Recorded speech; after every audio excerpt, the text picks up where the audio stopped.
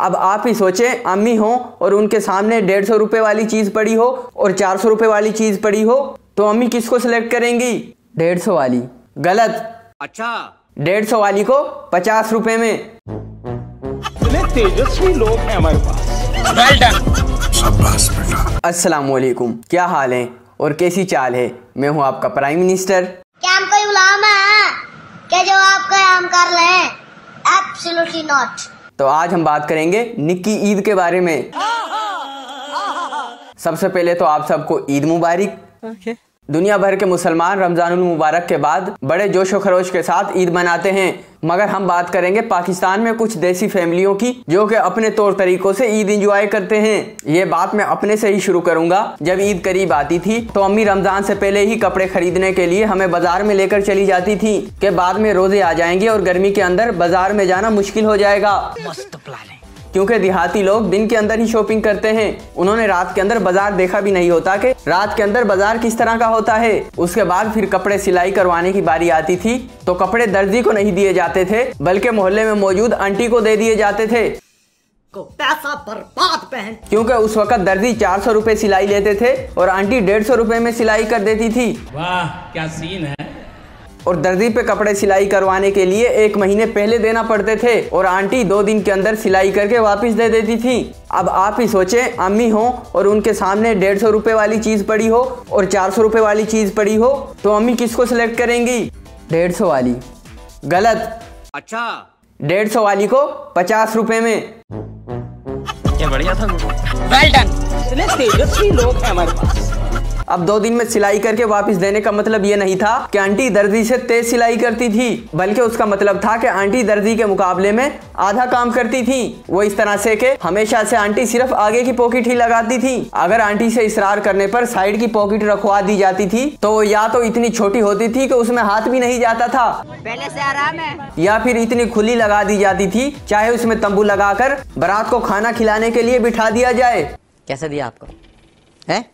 अब कुछ जिद्दी बच्चे जिद कर लेते थे कि हमने शलवार की पॉकेट भी लगवानी है। अभी मजा आएगा ना भिड़ो। तो फिर शलवार की पॉकेट की जिप की बात करें, वो या तो पहली दफा खुलती ही नहीं थी, अगर खुल जाए तो दोबारा बंद नहीं होती थी। बना दिया। अगर आप जिप के साथ जबरदस्ती करने की कोशिश करेंगे तो फिर उसके अंदर सिर्फ कुंडा ही इधर उधर घूम रहा होता था और फिर अपने सामान की हिफाजत करने के लिए कुंडे को दरमियान में करके ही काम चलाया जाता था। कोई सेंस है इस बात की? और फिर उसके बाद जब ईद के लिए जूते खरीदने की बारी आती थी तो अम्मी के साथ मुज़ाकरात शुरू हो जाते थे। अम्मी कहती थी, बेटा जब बाजार जाना है तो आपने काले रंग के जूते ही पसंद करने हैं, क्योंकि ईद के बाद वो आपके स्कूल में भी काम आ जाएंगे। वाह क्या सीन है। और आखिरकार इस तरह से कंप्रोमाइज कर करके हमारी ईद की शॉपिंग मुकम्मल हो जाती थी। बस। ओ यार, एक बात तो रह ही गई जो कि हमारे एटीट्यूड और स्वैग में इजाफा करती थी। अच्छा, वो थी रेडी से खरीदी हुई 20 रुपए वाली पीली लाल नीली फ्रेमों वाली और काले गिलासेस वाली 20 रुपए की ऐनक।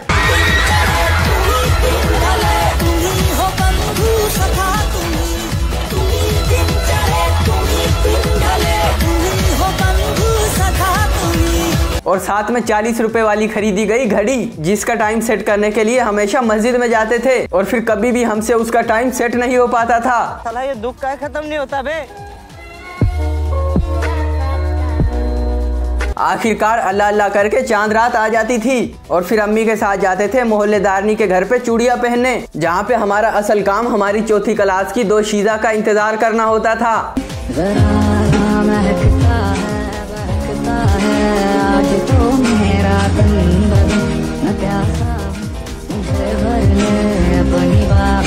क्योंकि उसने भी अपनी अम्मा के साथ चूड़ियां पहनने आना होता था। हमारा मकसद बरीक बीनी के साथ उसकी ईद की तैयारियों का जायजा लेना होता था।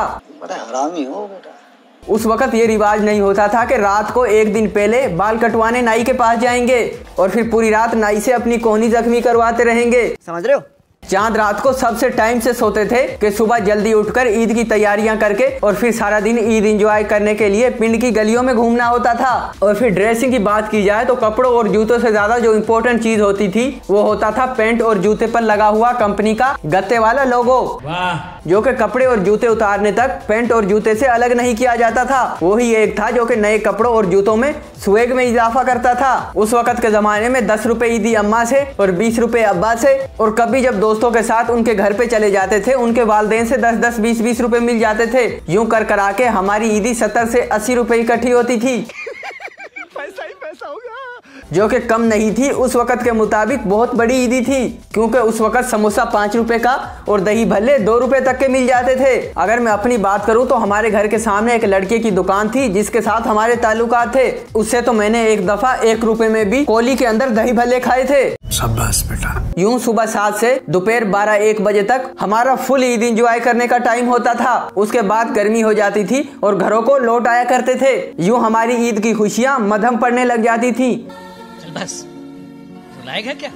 जब शाम पड़ती थी मामू और नानी के घर टूर जाते थे। वहाँ पे खाला और मामू के बच्चों के साथ 3 दिन खेल कूद करते थे। नाने और मामू के लिए सबसे बड़ा मसला हमारी रोटियां पूरी करनी होता था,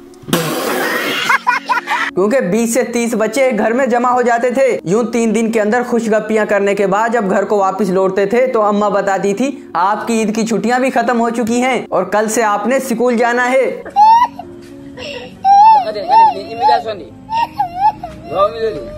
यूं ही ईद की छुट्टियों को इख्तिताम के साथ हमारी मासूम और सादा सी खुशियों का भी इख्तिताम हो जाता था, जिसका इंतजार महीनों भर किया जाता था। अगर टरू और मरू की बात की जाए तो उस वक्त ये कोई कंसेप्ट नहीं होता था। सिर्फ एक जोड़े के अंदर ईद मना ली जाती थी और मुख्तसर सा टाइम होता था जिसके अंदर तमाम की तमाम ईद की खुशियां इंजॉय करनी होती थी। साल भर के वसाइल और खुशियों को इकट्ठा किया जाता था और फिर वो लम्हात चंद दिनों के अंदर आने के बाद वापस लौट भी जाते थे। अब जैसे ही बचपन गया, ना जाने वो खुशियाँ, कम वसाइल में ढेर सारा प्यार पता नहीं किधर चला गया। ये मेरी जिंदगी की पहली ईद थी जो कि मैंने नए कपड़े लिए बगैर पुराने कपड़ों में ही गुजार दी, क्योंकि अब खुद पे यकीन हो चुका है, चाहे हम जितने मर्जी कपड़े खरीद लें, शॉपिंग कर लें, बाजारों में घूम लें, मगर अब बचपन वाली ईदें नहीं मिलती। अब ईद हमारे लिए तो खुशियां लेकर नहीं, बल्कि बचपन की ईदों की खुशियों पर नमक छिड़कने के लिए आती हैं। मेरा दिल तो ये कहता है ईद का नाम बचपन है, जो कि बचपन जाते ही खत्म हो जाती है, जो कि सिर्फ एक आर्टिफिशियल दिखावे के लिए नए कपड़े पहनकर ईद की नमाज पढ़ के एक त्यौहार को ही गुजारा जाता है। पहले ईद मनाया करते थे, अब ईद गुजारा करते हैं। चल बस रुलाएगा क्या? काम करने दे। अगर आपको मेरी बचपन की मासूमाना ईदों की खुशियाँ पसंद आई हो तो मेरे इस छोटे से और मासूम से चैनल को सब्सक्राइब कर देना, क्योंकि ये चैनल भी मेरी बचपन की ईद की खुशियों की तरह है। अगर ये कल को बड़ा चैनल बना तो ये दिन, लम्हात और आप जैसे प्यार करने वाले हमेशा मेरी जिंदगी में याद रहेंगे। अगर किसी सूरत ये चैनल मेरे से अलग हो गया या मैं इससे अलहदा हो गया और मैं कामयाब ना हो सका, तो उसके बावजूद भी मुझे 1 साल से ज्यादा यूट्यूब पर हो चुका है, तब भी ये मेरी जिंदगी के अंदर मौजूद रहेगा और हमेशा मैं आपको और इस चैनल को बचपन की ईद की खुशियों की तरह याद करता रहूंगा। अपना और अपनी फैमिली का ख्याल रखिएगा। अल्लाह हाफिज।